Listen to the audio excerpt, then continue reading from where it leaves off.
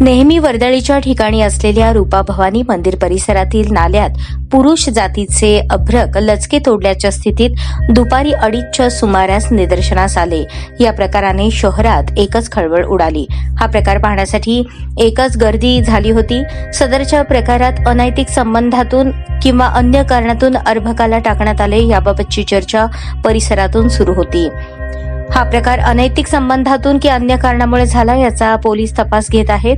मंगळवारी दुपारच्या सुमारास रूपा भवानी मंदिर परिसरात विद्युत कार्यालयाशेजारील नाल्याजवळ मजूर काम करत होते। त्यांच्या नजरेस पुरुष जातीचे अर्भक मृतावस्थेत आढळले।